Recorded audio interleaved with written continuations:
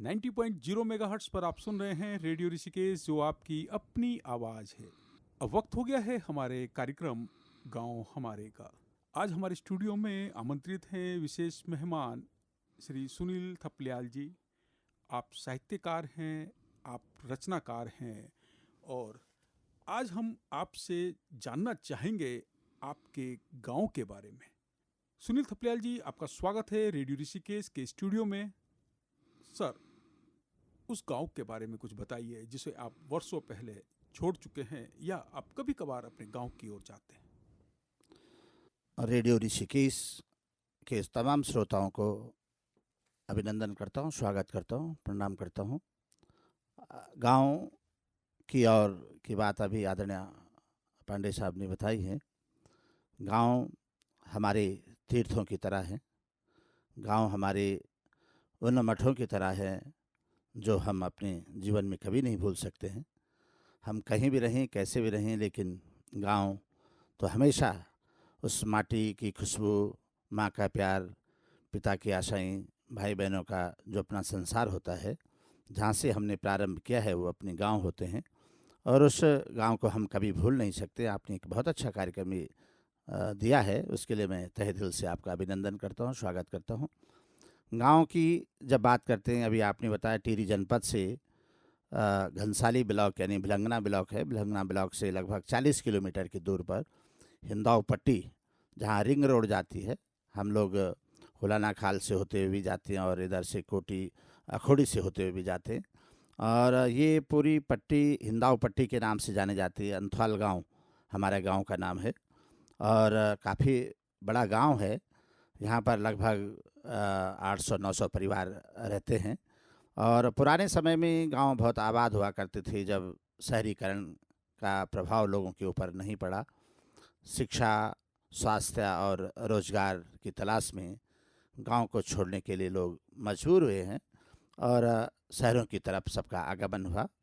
लेकिन गांव की अपनी एक विशेष संस्कृति थी। हमारा गांव अपने में स्वर्ग जैसा लगता था।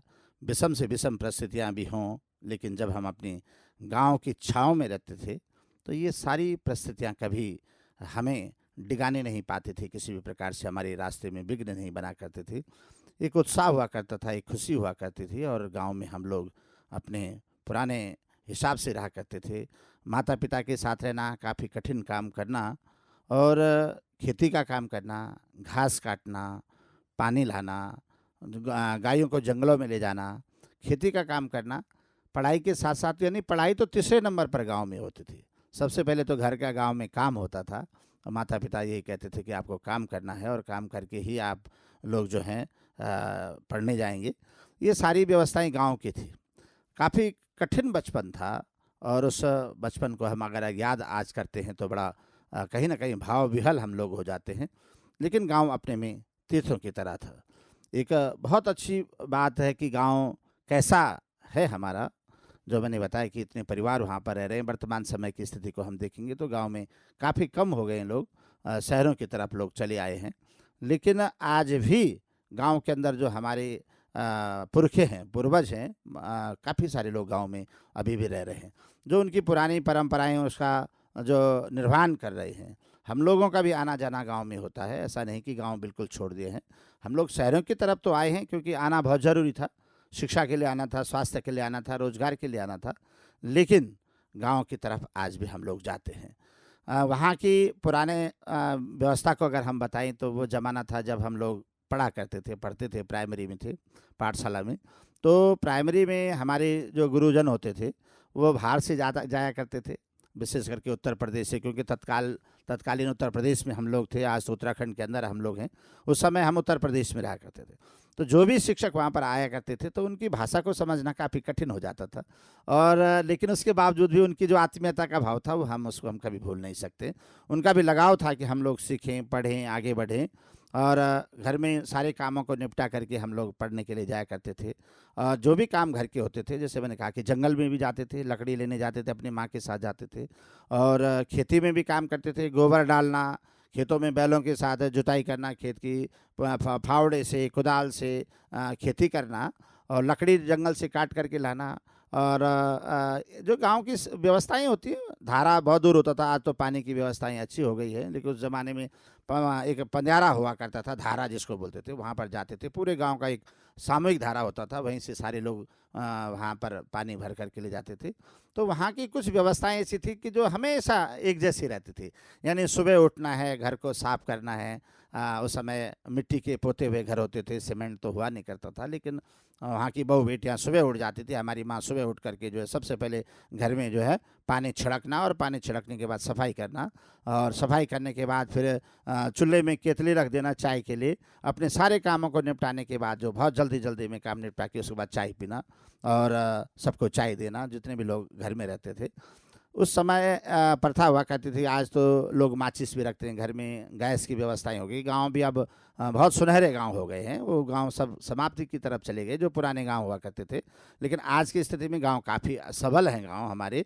लेकिन उस समय चूल्हे पे जो आग हम जलाते थे, वो आग भी अपने घर में नहीं हुआ करती थी, कोई दियसलाई यानी माचिस नहीं हुआ करती थी। हम लोगों के यहाँ प्रथा थी कि करछी लेकर के हम दूसरे के घर से आग लेने का काम करते थे।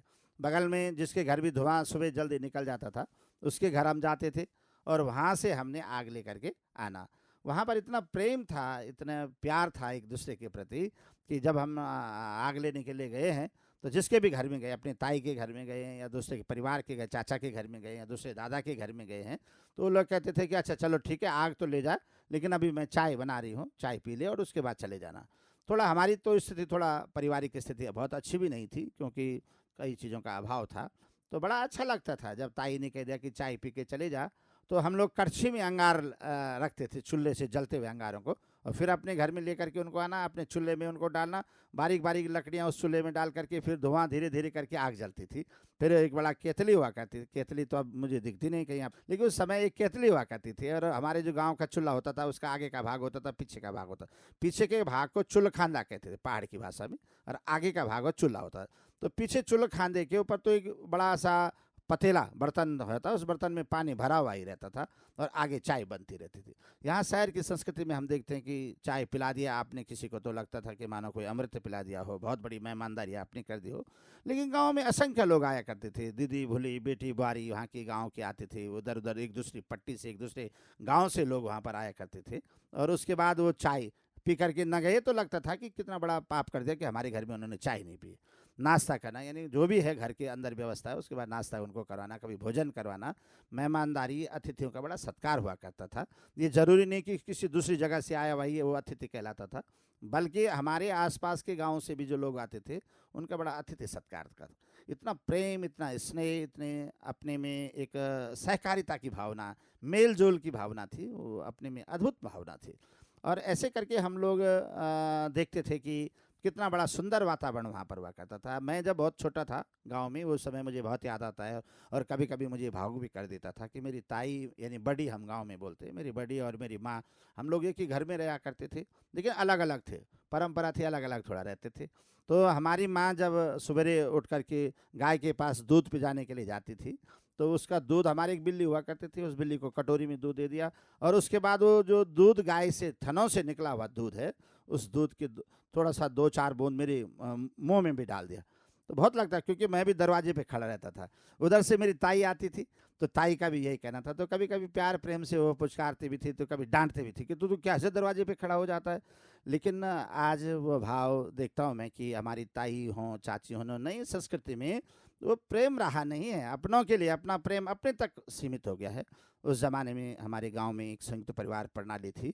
हमारे परिवार का एक व्यक्ति भी, क्योंकि दिल्ली और बम्बई हमारे 2 मुख्य स्थान हुआ करते थे अपने गांव के, कि भाई तुम्हारा कोई भी आदमी पढ़ लिख जाएगा तो दिल्ली चले जाएगा, पढ़ लिख जाएगा तो बम्बई चला जाएगा। ये आम आदमी के मुख से निकले हुए शब्द होते थे, और थोड़ा बहुत पढ़ाई लिखाई होती आ जाती थी, और उसके बाद हम लोग दिल्ली या बम्बई की तरफ चले आते थे। लेकिन उस ज़माने में अगर एक भी बाहर है यानी प्रदेश में है, किसी दूसरे राज्य में है, नौकरी कर रहा है, तो पूरे घर का पालन पोषण करता था, भरण पोषण करता था। और घर में जो लोग हैं वो भी खाली नहीं रहा करते थे, ऐसा नहीं कि वो उसी पर निर्भर हैं, वो अपनी खेती किसानी मिलजुल करके करते थे और परिवार को उठाने का काम सब करते थे। एक सामूहिक सांझा चूल्हा जिसको हम बोलते हैं, सामूहिक भोजन बना करता था, सब लोग खाते थे उसे प्रेम से, और दूध दही अपार भंडार भरे हुए होते थे। तीज त्यौहार जब आते थे तो बड़ी खुशी हुआ करती थी, एक अलग से एक मौसम हुआ करता था, परिवारों का वातावरण उत्साहित हम सब लोग रहते थे।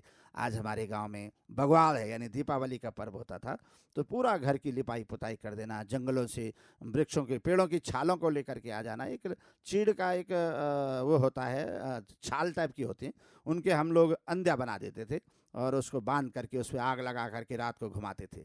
घरों में पकौड़ियाँ बनती थी, घरों में स्वाले बना करते थे, घरों में हलवा बना करता था। जिनके घरों में दूध होता था वहाँ आटा, यानी दूध गरम गरम दूध में आटा डाल करके और उसको बहुत अच्छी तरीके से गूंदा, जिस तरीके से हलवा बनाते उसी तरीके से हलवा बना करके उसको देते थे। खीर होती थी, दही होती थी और जो मक्खन हुआ करता था। जिस दिन छाछ, आप जानते हैं, घर के अंदर जब कभी हम मथने पे, रौड़ी बोलते हैं हमारे पहाड़ में उसको, पारी और रौड़ी, तो जब दूध निकालते हैं भैंसों से या गायों से, ताजे दूध का उसमें डाल देते हैं कि ये छाछ बनेगी, घी बनेगा, मक्खन बनेगा। तो ये एक भाग था जो उसमें डालते ही थे। लेकिन उस समय इतना सुंदर था कि हम लोग भी बड़े त्यौहार की प्रतीक्षा करते थे। त्यौहार कौन सा वाला त्यौहार? वैसे आम त्यौहार तो आते जाते रहते थे, लेकिन एक मुख्य त्यौहार हुआ करता था कि जिस दिन छाछ छोड़ने माने, मट्ठा छोड़ना है उस दिन जो है, क्योंकि उस दिन दूध उसमें नहीं जाएगा, उस पारी के अंदर दूध नहीं जाएगा।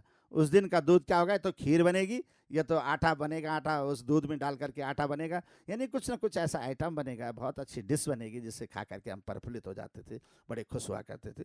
तो वो पर्व, वो त्यौहार, वो चीज़ें आज सब खत्म हो चुकी हैं। वो पनियारियों का पानी की जगह पर जाना, एक सामूहिक खेती के रूप करना, वो आज बहुत ऐसा लगता है, सपने जैसे ऐसा लगता है। अब खेती में आप जो लोग वहाँ पर काम कर भी रहे हैं, वो मौसम की मार इतनी खतरनाक है कि अभी गेहूँ की बात हम करते हैं, हम लोग भी जाते हैं, अपने गांव जाता हूँ, मैं आज भी जाता हूँ, मेरे बच्चे भी जाते हैं, मेरे बड़े भाई साहब गांव में रहते हैं, हम लोग वहाँ पर जाते हैं, तो खेती किसानी हम लोग करते हैं। धान के समय पे हम धान अभी रुपाई होने वाली, हम लोग जाएंगे मिलजुल करके थोड़ा बहुत रुपाई करेंगे। फिर जिस समय धान काटते हैं उस समय धान काटने भी जाएंगे। गेहूँ की खेती को जब बुआई होती है उस समय भी जाते हैं, कटाई होती है उस समय भी जाते हैं, और बीच बीच में जैसे आलू लगाना, ये सारी चीज़ें करते हैं। ये सारे काम हम लोग करते हैं। लेकिन वर्तमान समय में कहीं ना कहीं खेती के जो पोषक तत्व थे उन्होंने भी पलायन कर दिया है, ऐसा लगता है मुझे, क्योंकि हम लोग सब शहरों की तरफ जैसे जैसे आ रहे हैं वैसे वैसे, क्योंकि उस खेती में तो बड़ा ताजुब करता हूँ कि जिस खेती ने बच्चों को भी पढ़ाया, जिस खेती ने बच्चों की शादियाँ भी की हैं, जिस खेती ने लोगों का उधार भी दिया, क्योंकि उस समय इतना बड़ा पैसा नहीं हुआ करता था। लोग वस्तु विनिमय प्रणाली के माध्यम से आपस में ऊंच पैंच की बात करते थे, एक दूसरे को कुछ वस्तु दे दी, उसके बदले आलू लेना था तो हमने मंडुआ भर करके, एक पाथा हुआ करता था, स्केल पैमाना था जो, उस पाथे को भर करके 2 पाथा हमने मंडुआ दिया और 1-2 पाथा हमने आलू लिया, ये सिस्टम हुआ करता था। तो आज हम देखते हैं कि इन सारी चीज़ों से हम लोग जो है बाहर आ गए हैं, और बाहर आने से खेती में इतना उत्पादन ही नहीं हो पा रहा है। मौसम, अभी ओलावृष्टि हो गई, चारों तरफ फलदार पौधे थे सब खत्म हो गए। अभी मैं कुछ दिन पहले अपने गांव गया तो मैंने देखा कि चैत मास में सुंदर से फूल खिले हुए थे चारों तरफ। मैं अपनी भाभी से और अपने भाई जी से, अपने जो अगल बगल थे, उनसे कह रहा था कि क्या मौसम भूल तो नहीं गया होगा, इस बार इतनी जल्दी तो आती नहीं थी। हमारे यहाँ फूलदेई पर्व होता है, फूलदेई पर्व पे फूलों की बात तो होती, पर प्योली होती है, और थोड़ा बहुत हल्के फुल्के फूल फूलते थे, लेकिन जो सारे फलदार पौधों के फूल खिल गए हैं, तो कह रहे नहीं नहीं मौसम भूला तो नहीं, लेकिन इस बार बहुत जल्दी आ गए। तो देखो ना आने का क्या हुआ कि अभी ओलावृष्टि हुई, तो मैं पूछ रहा था तो कह रहे थे कि किसी पत्ते पत्ते डाल डाल पर कुछ नहीं बचा, सब कुछ जमीन में आ गया। तो ऐसे निराशापूर्ण भाव आज का ही बनता है। लेकिन उसके बावजूद भी अपनी जो संस्कृति है, जो अपनी परंपरा है, उस परंपरा को हम बहुत नमन करते हैं, बहुत स्वागत करते हैं। आज गांव छोड़ने की हम बात करते हैं कि ये सारी व्यवस्थाएं तो थी, लेकिन जीवन में विकासात्मक भाव तो रहता है, हर व्यक्ति की जिज्ञासा रहती कि मैं ऊंची उड़ान भरूं। उस समय नहीं था ऐसा, लोग खेती पर काम भी करते थे, तो उसके बावजूद उनको आत्मविश्वास ये रहता था कि ये खेती हमारा काम कर लेगी, हमें आजीविका प्रबंधन कर देगी, और होता था।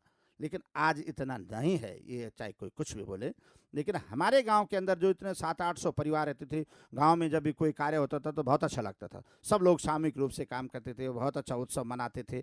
आज हमारे यहाँ का अगर हम थोड़ा सा जीविकोपार्जन की क्रिया का वर्गीकरण करें तो हम देख रहे हैं कि काफ़ी सारे लोग सेना में चले गए हैं, काफ़ी सारे लोग शिक्षा विभाग की तरफ हैं, और हमारे यहाँ का आज जो वर्तमान परिवेश का जो बच्चा है उसमें लगभग जो है 50% बच्चा हमारा विदेशों को जा रहा है।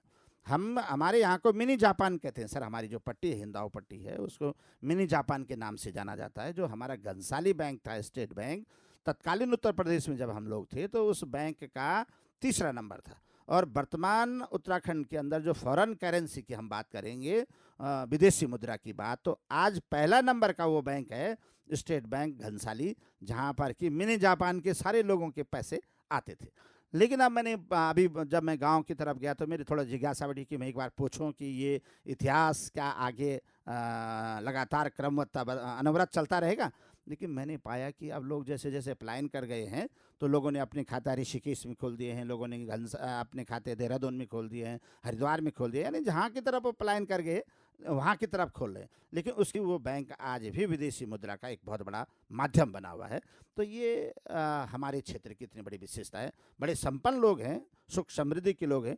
हम पलायन की अगर बात करें तो अगर मैं दूसरे गांव की तरफ दृष्टिपात करें, हम अन्य जनपदों के अंदर, उसके अपेक्षाकृत हमारे गांव बहुत कम पलायन हुआ है।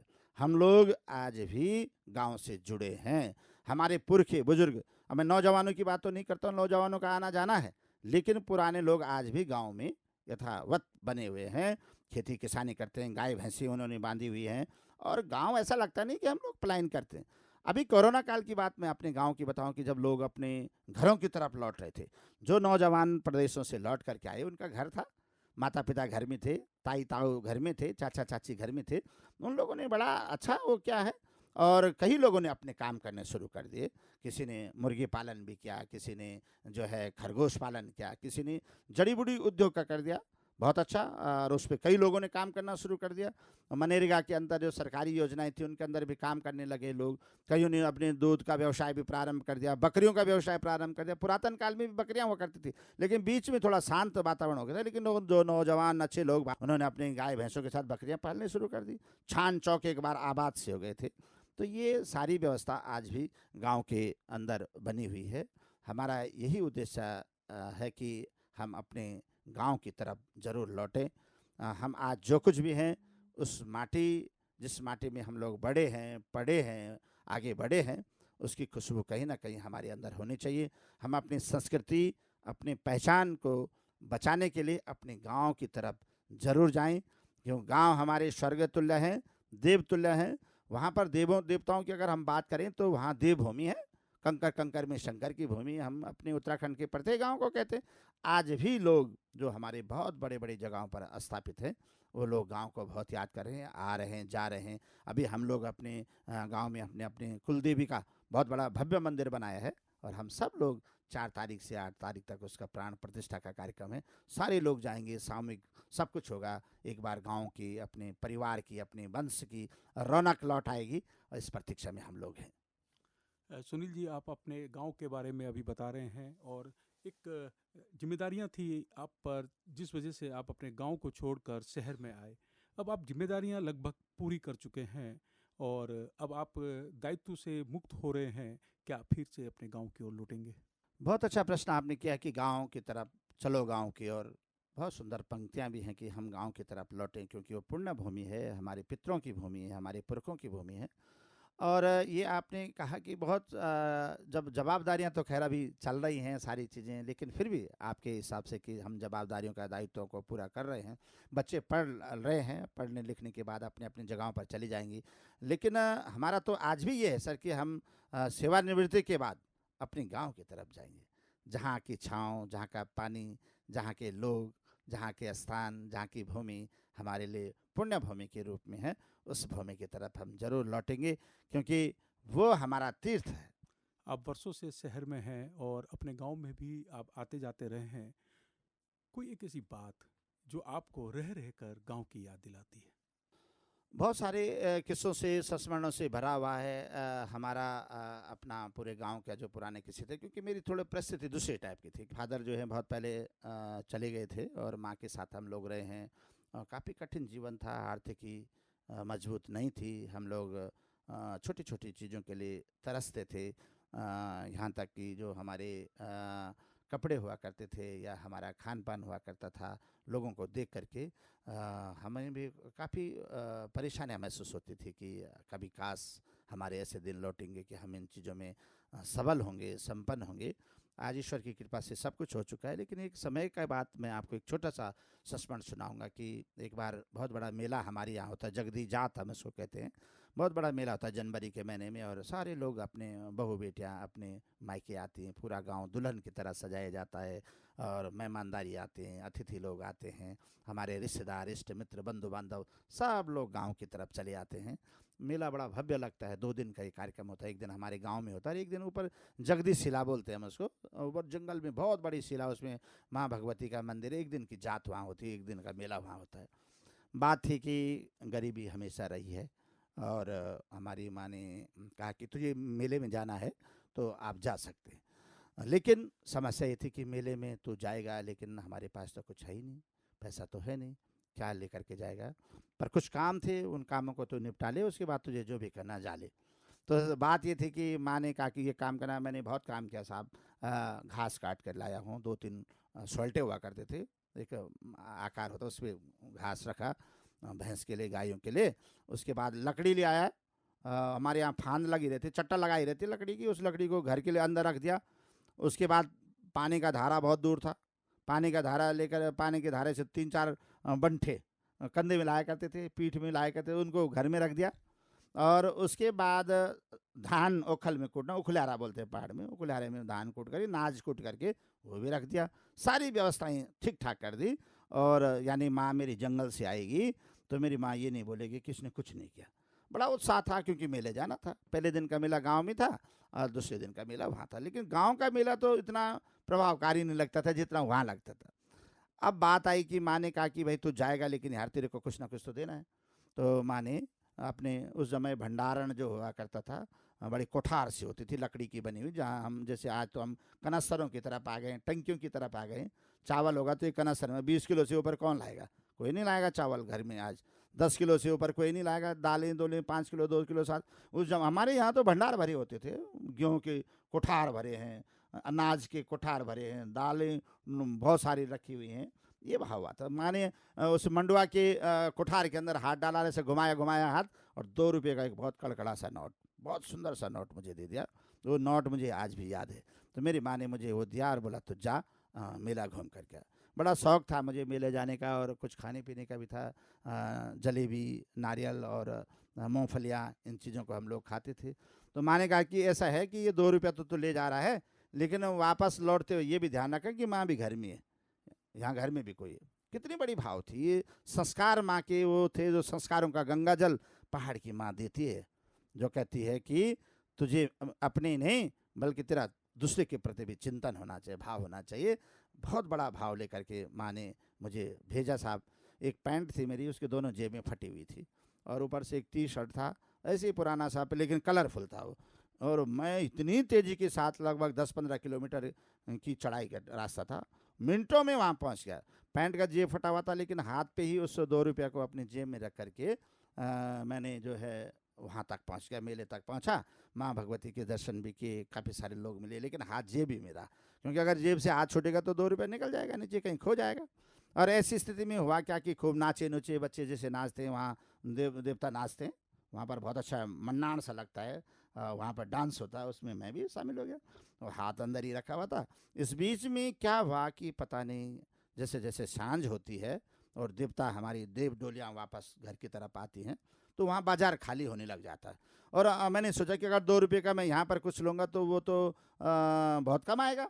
एक बाज़ार जहाँ पर देवता बीच में रुकता था, और वहाँ पर छोटा सा बाज़ार लगता था। उस बाज़ार में मिठाई वाला बहुत सस्ती मिठाई दे देता, मूँगफली वाला मिठाई, वो कहाँ ले जाएंगे उसको। मूँगफली वाला सस्ते दे देता, नारियल वाला सस्ते दे देता, जलेबी वाला सस्ते दे देता था। मैंने कहा 2 रुपये में बहुत कुछ सामान आ जाएगा। इतने में क्या हुआ कि धीरे धीरे अंधेरा होने लग गया, वो 2 रुपया पता नहीं कहाँ खो गया। और सारा ढूंढते ढूंढते जब उस स्थान पे मैं आया जहाँ पर देव डोली रुकी हुई थी, ढूंढा तो कहीं नहीं मिला। पूरे कपड़े मैंने अपने उतारे और देखा तो कहीं मिला ही नहीं। कहाँ चला गया वो रुपया? आप यकीनन करो कि जहाँ से देवी वापस आई मंदिर से, लोग कहते हैं कि उस मंदिर की तरफ वापस जाना शाम को बहुत कठिन होता, वो बच के नहीं आता वहाँ, क्योंकि वहाँ की जो पहाड़ की परंपरा है कि आछड़ी भराड़ियाँ मात्रियाँ कुछ जो हर देती हैं। लेकिन मैं उस अंधेरी रात में भी, शाम का जो संध्या काल की बेला थी, हल्का सा अंधेरा हो रहा था, उस अंधेरे में भी मैं वहाँ गया, अपने उस जगह पर गया जहाँ मैं नाच रहा था। वो नाचने के बाद भी देखा मैंने सारे वहाँ, क्योंकि उस समय अंधेरा इतना था कि चारों तरफ जुगनू टिमटिमा रहे थे और तारे लगे थे। 2 रुपये मिला ही नहीं सारी जगह। चिंता ये नहीं थी कि मैंने कुछ नहीं खाया, चिंता ये थी कि मैं अपनी माँ को क्या बोलूँगा। मेरी माँ ने कहा था कि कुछ लेकर के आना है, लेकिन 2 रुपया तो खो गया। मेरे एक दो बड़े बड़े जो हमारे थे, ताई चाचा, गांव के होते हैं, गांव के रिश्ते तो बड़े पावन पवित्र होते हैं, उनसे मैंने निवेदन भी किया, मुझे 2 रुपया दे दो यार, कोई 1 रुपया दे दो। सबने अरे चल चल ऐसे करके धुतकार करके किनारे करे, कहाँ से 2 रुपये दे दो, 1 रुपया तो ऐसे मिल जाते 1-2 रुपये। चलिए नहीं हुआ। इतनी में बहुत रात पड़ गई, वहाँ से देव डोलिया जहाँ रुकी थी वहाँ से भी निकल गई। मैं अंधेरे में अपने घर आ गया और न तो मूँगफली खाई, न मिठाई खाई, न जलेबी खाई। 2 रुपया सारे दिन भर बचा करके जेब में रखा। पैंट फटी हुई थी, जेब फटी हुई थी, पता नहीं कहाँ चला गया। माँ मेरी बहुत चिंतित हो गई। घर में सारा काम तो करा हुआ था, लेकिन समय पे घर नहीं आया। मेरी माँ ने कहा उसको बाघ ने खा लिया, आज कहाँ चला गया। माँ गांव में एक को पूछती, दूसरे को पूछती, अपने अगल बगल के जो हमारे मेले में जा रखे थे उन सबको पूछी, लेकिन मैं तो देखा ही नहीं। मैं तो बाद ही में आ रहा था। आते आते मैं जो हूँ जब घर में पहुँचा तो मेरी माँ ने मुझे गले से लगा करके जो है ना, पहले पूछा कि तू कहाँ था। तो मैंने कहा मैं तो थोड़ा लेट हो गए थे। बोला नहीं कि 2 रुपया खो गया था। 2-4 मेरी मार दी कि इतनी देर तक तुझे पता नहीं था माँ घर में तेरी इंतजार करी, यार मैं खा देता तुझे, यार ये होता वो होता, अपनी व्यथा कथा करने लगी। और मैं थोड़ा सा रोने लग गया तो माँ समझ गई कि कुछ गड़बड़ है मामला, ये तो इतने रात रहता है। क्योंकि हमने अपनी माँ के जीवन का संघर्ष देखा है, बहुत करीब से देखा है। माँ मतलब जो दरी हम आज बिछाते हैं उसको पहनती थी। तो हमें सब याद है, जिन्होंने अपने माँ के जीवन का संघर्ष देखा होगा, वो कभी गलत रास्ते की तरफ नहीं जा सकता है। वो हमारे जीवन में वही था कि जब भी मैं पढ़ने के लिए शहर भी आया हूँ तो मैं देखता था कि मेरी माँ क्या सोचेगी, कि मैं शहर तो आ गया हूँ पर माँ क्या सोचेगी। मेरी माँ चलते हुए अपनी नाक में हाथ रखती थी कि बस मेरे पास तेरे लिए एक ही संदेश है। तो मैं कहता क्या है, तो माँ कहती थी कि मेरी नाक में हाथ रख के कहती थी, ये भी नहीं कहती थी कि मेरी नाक की वो रखना है, लाज रखना, लेकिन मैं समझ जाता मेरी माँ कह रही मेरे अब मेरी नाक की लाज रखना। और उसके आशीर्वाद ने यहाँ तक हमको पहुँचाया है और इतनी बात करने के लिए। तो जब माँ को मैंने ये सारी कहानी सुनाई तो मेरी माँ ने मुझे गले लगा करके बहुत ज़ोर ज़ोर से रोना शुरू कर दिया। फिर मैंने भी उसके आंसू पहुँचे और फिर उसने कहा चल चिंता मत कर, तो मैं फिर लाऊंगा, कुछ करेंगे तो चिंता मत कर, तुझे जलेबी खिलाऊंगा। फिर भी हौसला दिया। उसके पास कुछ नहीं था, लेकिन माँ तो माँ है।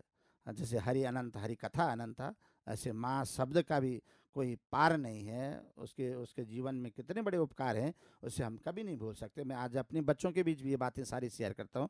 तो मेरी माँ बहुत दुखी हुई कि माँ ने कहा कि तो इस चिंता में रहा कि मेरी माँ के, मैं अपनी माँ के लिए कुछ नहीं लेकर के आया हूँ। तो फिर माँ ने अगले दिन जो है फिर अपना कुछ मंडुआ मंडुआ बेच करके फिर पैसा ले आई और फिर गांव में मेला लगाई हुआ था। वो दुकानदार कई दिनों तक रहते थे, जलेबी लेकर के आ गए। उस ज़माने में 50 पैसे की बहुत सारी जलेबियाँ मिल जाती थी। तो माँ ने जलेबी भी खिलाई, सब कुछ खिलाया। आज तो पैसा बहुत हो गया है, बहुत कुछ देख लिया है जीवन में, पैसों के बहुत बड़े बड़े भंडार देख लिए हैं, लेकिन वो 2 रुपया आज भी बहुत याद आता है अपनी माँ का। और वो संदेश हमारे जीवन का, ऐसे बहुत सारे संस्मरण मेरे जीवन में हैं, विशेष करके अपनी माँ के संदर्भ में, क्योंकि माँ के साथ में बहुत बड़ा जीवन मैंने बिताया। प्रारंभिक शिक्षा अपने गांव में ही मैंने की है। एक बार मेरे गुरुजी ने कहा मैं तेरे घर आ रहा हूँ, लेकिन घर में तो कुछ भी नहीं था। अब घर आ रहा हूँ पर क्या देंगे गुरुजी को। मैंने अपनी माँ से कहा कि माँ आज गुरुजी ने कहा, वो बिजनौर साइड के थे, उत्तर प्रदेश के, कहने भाई सुनील तेरे यहाँ आऊँगा मैं। लेकिन बड़ी चिंता हो गई कि आएंगे ना, हमारे पास बैठने के लिए जगह सही है। हम एक छोटे से कमरे में रहते थे, बहुत सिलन से रहते थे उसमें, और बिस्तरे भी ऐसे होते थे गांव के, धूल दूसरी थे, कोई ऐसे प्लेन सुंदर सी चमकती हुई चादर भी नहीं थी जिसके ऊपर बिछा दें। बड़ा कठिन जीवन था। माँ ने कहा यार वो आएंगे परंतु क्या करेंगे, लेकिन फिर भी मेरा हौसला नहीं तोड़ा। अरे आ जाएंगे, कोई बात नहीं, वो शिक्षक हैं, गुरु हैं। गुरु तो अपने शिष्य की सारी व्यथाओं को देखता था। कितना बड़ा समर्पण था माँ का। और मैंने उनको कहा ठीक है गुरुदेव, आप आना और हम आपको अपने घर में स्वागत करेंगे। बड़ी समस्या थी, तो माँ ने कहा कि यार तो आ तो जाएंगे, तो ऐसा काम करेंगे, गली में तो बहुत बड़ा कीचड़ है, इस गली से कैसे अंदर आएंगे। आप यकीन नहीं करेंगे कि मैं 6-7 साल का रहा हूँ, कक्षा 5 का बच्चा कितना, 8-9 साल का। और मैंने पूरी गली को कंडाली जो होती है वहाँ पर कंडाली होती है, कंडाली को काट के, कांटे काट करके रास्ता को साफ किया। और वो पानी एक तरफ नाली बना दी। अपने घर की वो जो बाहर में छोटी सी जगह थी, उसको घर से खड़िया मिट्टी होती है, उसको ला करके सफ़ेदी कर दी अपने आप ही। और नीचे से मिट्टी, लाल मिट्टी से गेरुआ मिट्टी होती है, उस मिट्टी को ला करके और वहाँ सुंदर सा बना दिया। और अपनी भाभी हमारी एक वहाँ बम्बई रहते थे, उन भाभी से हमने कहा भाई एक अच्छी सी चादर दे दो। भाभी ने हमें चादर दे दी। उस चादर को उस गधे के ऊपर बिछाया, उन्हीं के घर से चाय लाए, उन्हीं के घर से चीनी लाए।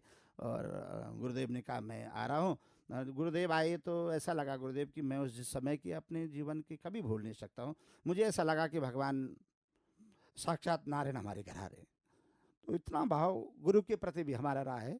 और जब वो आए, उन्होंने हमारी परिस्थितियाँ देखी, हमसे बातचीत की। मेरी माँ तो माँ ही है, उसने भी बताया, तो फिर आशीर्वाद उन्होंने दिया। तो उन्होंने कहा कि यार वास्तव में आपके यहाँ जो समर्पण के दिए प्रज्वलित हो रहे थे वो बिल्कुल अद्भुत थे, अनोखे थे। हमने फिर माँ ने खेत अपने जो बाहर वो होता से निकाल करके कुछ सब्जी सब्जी उसमें डाल करके गुरुजी के घर तक ले आए। थोड़े लकड़ियाँ भी लाए, उस समय खाना चूल्हे में बनता था, लकड़ियाँ भी लेके चले गए गुरुजी के यहाँ। तो वो भी संस्मरण जीवन का, ऐसे बहुत सारे संस्मरण हमारे पास भरे हुए हैं जो हमने माँ को संघर्षों को काफ़ी करीब से देखा है। अभी सुनील जी, आप माँ और गांव के बारे में जिक्र कर रहे थे। माँ तो माँ होती है, और आपके इन संस्मरणों ने सच में मेरी आंखें नम कर दी हैं। और आज हमारे लिए अपने संस्मरण बताना, वो आर्थिक संकटों को बताना, वो आर्थिक संघर्ष को बताना, वो ज़िंदगी के संघर्ष को बताना, जब आज हम कुछ सफल हो जाते हैं तो वो क्षण भी हमें गौरवान्वित करते हैं। माँ तो माँ होती है। तो अभी हम बात कर रहे थे श्री सुनील थपलियाल जी से, जो अपने गांव के बारे में बता रहे थे, और आपके संस्मरणों ने हमें भाव विह्वल कर दिया है। मैं बहुत भावुक हो गया हूँ सुनील जी। सुनील जी, जब आपने अपने गांव को छोड़ा, वैसे तो आपने अपने गांव को कभी नहीं छोड़ा है, लेकिन आप कुछ जिम्मेदारियों के लिए शहर में आए। आपने यहाँ भी संघर्ष किया, बहुत संघर्ष किया। जानना चाहेंगे, जब आप संघर्ष के दौर में होते हो तो जो आपका हौसला होता है वो हम सब के लिए प्रेरणा होता है। हम जानना चाहेंगे आपके उस संघर्ष के दौर को। मैंने हाई स्कूल और इंटर की परीक्षा गांव से दी है। और उसके बाद मेरा मन पढ़ने का था। मैंने सोचा मैं अध्ययन करूंगा आगे। और उन सपनों को, क्योंकि सपने मैंने बचपन से रखने शुरू कर दिए थे कि मैं एक बहुत अच्छा शिक्षक के रूप में अपनी भूमिका को अदा करूंगा। जब मैं शिक्षकों के काफ़ी करीब रहा हूँ, मैंने कक्षा 9-10 में भी अपने शिक्षकों के साथ रहा, क्योंकि अभाव तो था। तो शिक्षकों के साथ रहा तो उन्होंने मेरी फीस भी दे दी, किसी ने मुझे अच्छा खाना भी खिला दिया। अपने साथ बहुत अच्छे भाव से रखते थे, एक वात्सल्य भाव दे करके रखते थे। तो मेरे मन में जिज्ञासा थी कि मुझे पढ़ना है, लेकिन पढ़ना कैसे था? शिक्षक तभी बनना जब मेरी शिक्षा दीक्षा इस प्रकार की होगी। तो मैंने अपनी माँ से निवेदन किया, तो माँ ने कहा कि भाई देखो, ऐसा कि मेरे पास जो कुछ था और घर था, घर में तुम खाना घर का खाते थे। मैं जैसे भी धोता, कपड़े कपड़े धुले हुए मिल जाते थे। और हमने अपने संघर्षों से ही 12वीं तक पढ़ लिया, बहुत कुछ कर लिया। अब तुम इतने योग्य हो चुके हो कि तुम किसी बड़े शहर में जा कर के गाड़ी का नंबर पढ़ सकते हो, शहर का नाम पढ़ सकते हो, किसी होटल का नाम पढ़ सकते हो। अरे भाई, अंग्रेजी में नहीं पढ़ोगे तो हिंदी में तो पढ़ ही लोगे। अब मेरे बस का नहीं है। तो मुझे बड़ी वैसा हो गया कि माँ के सपने को कैसे पूरा करूँगा। माँ की बात को भी नहीं काट सकता था। मैंने निवेदन किया कि नहीं माँ, मुझे पढ़ना है, तो कैसे पढ़ूँगा? तो मेरी माँ ने कहा कि बहुत जिद सी कर दी। मैंने उस समय अपनी माँ के साथ हट कर दी। तो माँ लास्ट में हार कर कहने लगी, अच्छा चल, तू अब नहीं मानता है। ऐसी स्थिति में मैंने माँ से वादा किया कि मैं तेरी कसम खा के कहता हूँ कि मैं शहर में जाऊँगा और बहुत मेहनत करूँगा, पढ़ाई करूँगा, तेरे सपने को साकार करूँगा। मेरी माँ ने कहा शहर में बहुत कठिन होता है, पुरानी परंपराओं को छोड़ देगा, नईयों में आ जाएगा तो पता नहीं कहाँ चला जाता है। तो मैंने अपनी माँ से कहा कि मैं वादा करता हूँ कि मैं इसे निभाने का पूरा पूरा काम करूँगा। तो उसके बाद मैं पहला शहर मैंने ऋषिकेश चुना। ऋषिकेश बड़ा कारण ये था कि हमारे कोई रिश्तेदार ऋषिकेश में थे। उन्होंने कहा कि हम देख लेंगे। तो मैंने कहा चलो ठीक है। तो उनके पास, क्योंकि पारिवारिक पृष्ठभूमि में सबकी अपनी अपनी व्यवस्थाएं होती हैं, बहुत काफ़ी कठिन होता है। उनके साथ 1-2 महीने मैं रहा हूँ। तो मैंने उसी बिल्डिंग में अपना दूसरा कमरा ले लिया। जब मैं यहाँ पर आया तो काफ़ी कठिनाई थी, जीवन चुनौतियों भरा जीवन था, आशा कहीं दिखाई नहीं दे रही थी। पहाड़ का पड़ा हुआ शहर की तरफ आना हम जैसे लोगों के लिए काफ़ी कठिन था। पहाड़ का पड़ा हुआ इसलिए भी था कि उस ज़माने में शिक्षक आया नहीं करते थे वहाँ पर, हमने कोई विशेष विषयों के शिक्षक देखे ही नहीं हैं। ऐसी स्थिति में जब मैं यहाँ पर आया तो बड़ा कठिन तो था। एक छोटा सा कमरा मैंने लिया अपने आदर्श ग्राम में, और कमरा लेने के बाद में 25-30 रुपये उसका किराया था उस ज़माने में। अब मैंने सोचा कि अब क्या किया जाए। तो मैंने सुबह उठ करके मैं जो हूँ अखबार का काम मैंने किया है। भाई संजय भाई न्यूज एजेंसी की, हाँ, तो एक हुआ करते थे जो अखबार बांटते थे, उनको मैंने निवेदन किया। वो संजय भाई ने कहा आप ऐसा काम करिए कि आप कुछ अखबार ले जाए और बस अड्डे पर बेचिए। तो मैंने बस अड्डे पे अखबार बेचना शुरू कर दिया, टिहरी बस अड्डे पे, और जो हमारा रोडवेज बस अड्डा था पुराना वाला, उस पर बांटना शुरू कर दिया। ठीक था, थोड़ा व्यवहार भी था, आवश्यकता भी थी, क्योंकि आवश्यकता तो आविष्कार की जननी है। आवश्यकता थी तो इसलिए मैंने वो सारे काम शुरू किए, तो बिक जाते थे। मैं किसी को भाई जी ले लो ज़बरदस्ती कर देता था तो ले लेते थे, अच्छे अखबार बिकने लगे। इस बीच में एक अखबार जो बेचता था उसने अपना काम छोड़ा, उसके साथ कोई समस्या हो गई थी, तो अपने घर वापस लौट गया। लेकिन उसने कहा यार मैं तुझे अपने अखबारों का काम दे रहा हूँ, तू देख ले चारों तरफ, तेरे गलियों गुलियाँ देख ले, और तू इस काम को पकड़ ले। मेरे पास साइकिल भी नहीं हुआ करती थी। उसने कहा मैं अपनी साइकिल भी दूंगा, और तो जो भी संभव होगा तो दे देगा, नहीं तो जब तेरे पास होगा तब दे देना। मैंने उसका पूरा एरिया देख लिया, 500-600 अखबार में पूरे शहर के अंदर बांटने शुरू कर दिया मैंने, पूरी गली गली घर घर। मुझे आज भी याद है, और कहाँ दुत्कार हुआ, कहाँ सम्मान हुआ, कहाँ यश कीर्तिगान हुआ, ये सारी चीज़ें मुझे याद है। तो मैंने लगभग 2 साल, ज़्यादा नहीं, BA पार्ट 1 और पार्ट 2 में अखबारों का काम शुरू किया, और काफ़ी अच्छा काम किया। वो अखबार का काम मैंने बाद में छोड़ दिया, क्योंकि मुझे लगा कि मेरा ये पड़ाव नहीं है, और उसके बाद मैंने ट्यूशन बच्चे पढ़ाने शुरू कर दिए। लेकिन ट्यूशन में भी नहीं लग पाया, क्योंकि ट्यूशन में भी क्या होता था, पढ़ते पढ़ते थे बच्चे चले जाते थे। इतना हमारा भी नहीं होता था कि हम उनको ज़बरदस्ती करेंगे तो ट्यूशन का फीस दो। ऐसे मैंने फैक्ट्रियों का सारा लेना शुरू कर दिया। यहाँ ऋषिकेश मुनि की रेती में फिर मेरा घर होता, मेरा कमरा था ऋषिकेश आदर्श ग्राम से मैं यहाँ आ गया था। फिर मैं यहाँ से रात को जो है 10 बजे वहाँ जाता था पैदल तपोवन में। और वहाँ मैंने जो फैक्ट्री थी, वहाँ पर जो बोतल पे रंग होता है, उसके पेंटिंग में वहाँ पे बफिंग का काम होता था। बफिंग कहते थे कि जो पका हुआ पेंट होता था उसको बहुत खतरनाक मशीन से छिलना था, जहाँ कुछ गड़बड़ हो गया उस पर, लेकिन उस पर पैसा अच्छा मिलता था। मैंने कुछ दिन उस पर काम किया, पर जीवन मेरे बहुत ज़रूरी था, क्योंकि मुझे अपने उड़ान का पता था, मुझे कहाँ जाना है। और उसके बाद मैंने वहाँ से छोड़ने के बाद कई फैक्ट्री में काम किया। लेकिन ये सारी चीज़ों को कुछ समय को मानते हुए फिर मैंने शिशु मंदिर और विद्या मंदिर में पढ़ाना भी शुरू किया, फिर ट्यूशन भी पढ़ाना शुरू किया। और तमन्ना ये थी कि मैं PhD करूँगा, प्रोफेसर बनूँगा, और मैं किसी डिग्री कॉलेज में प्रोफेसर बनूँगा। सपने वहाँ तक तो नहीं ले जा सके, क्योंकि पारिवारिक परिस्थितियाँ थी, काफ़ी सारी शादी ब्याह हो गई, फिर बच्चे हो गए, तो फिर कुछ बीमारियाँ भी आ गई, कुछ आगंतुक समस्याएँ आ गई, जिससे मैं अपने लक्ष्य तक नहीं पहुँच पाया। लेकिन लास्ट में मंजिल जैसे कैसे छोटी सही पर अच्छी मिल गई। तो मैं आज जो कुछ भी हूँ यहाँ पर हूँ, और वो वक्त, वो स्मरण अपनी माँ के संघर्षों का आज भी मुझे याद है। अपने बच्चों के बीच में भी, मैं कॉलेज के बच्चों के बीच में भी अपनी बातों को शेयर करता हूँ, और उन बच्चों को भी यही प्रेरणा देता हूँ कि जिस बच्चे ने अपने माँ बाप के संघर्ष देखे हैं वो कभी गलत मार्ग पर नहीं जाएगा। और मैं आज भी अपने जीवन में ज्ञान से बड़ा समर्पण को मानता हूँ। मेरे पास कुछ नहीं था, ज्ञान तो कुछ था ही नहीं, आता ही नहीं था हमको कुछ, ना अंग्रेजी आती थी, ना हिंदी आती थी, कुछ भी नहीं आता था। लेकिन समर्पण के दीप हमने प्रज्वलित रखे, दिए जलाए, और हमने ये कहा कि बस तू ही सब कुछ है। मैं गंगा के पास जाता था शाम को, गंगा माँ के पास, कहता था माँ मेरी इज्जत रखना, मेरी जो कुछ, मेरी माँ का सम्मान रखना, क्योंकि उसके सपनों को साकार करने की तो मुझे शक्ति देना, और वरना नहीं तो मैं तेरे में समा जाऊँगा। जिस दिन मैं ये समझूंगा कि मेरे जीवन में कुछ नहीं कर पा रहा हूँ। लेकिन माँ का आशीर्वाद, समर्पण के पुष्प, और अपनों की आशाएं, लगन, मेहनत आपके अंदर हो, तो हमने तो संघर्षों से ही लक्ष्य शिखर को पाया है। विध्वंसों के तांडव में भी गीत सृजन का गाया है। बहुत बड़ा संघर्ष है सर आपका। मैं तो पहली बार सुन रहा हूँ आपसे कि आपने कितना संघर्ष किया है, और उस शहर में आए जहाँ आपको लोग जानते ही नहीं थे, और उस शहर में आपने संघर्ष किया और संघर्ष किया और संघर्ष किया। फिर आप थोड़ा सा सफलता की ओर बढ़े और आज आप एक बड़ा काम कर रहे हैं। आपने बहुत सारे लोगों को, बहुत लोगों को जो नवोदित रचनाकार हैं, जो नवोदित साहित्यकार हैं, आपने उन सबको अपने साथ जोड़ा है। बहुत बहुत धन्यवाद सर आपका, बहुत बहुत आभार हमारे से बात करने के लिए। 90.0 मेगाहर्ट्ज़ पर आप सुन रहे हैं रेडियो ऋषिकेश। मैं radio Rishikesh studio 90.0 FM radio Rishikesh का के श्रोताओं का धन्यवाद करता हूँ। इस कार्यक्रम पर आप अपने सुझाव हमें दे सकते हैं। हमारा व्हाट्सएप नंबर है 9411392967। मैं रिपीट कर रहा हूँ 9411392967।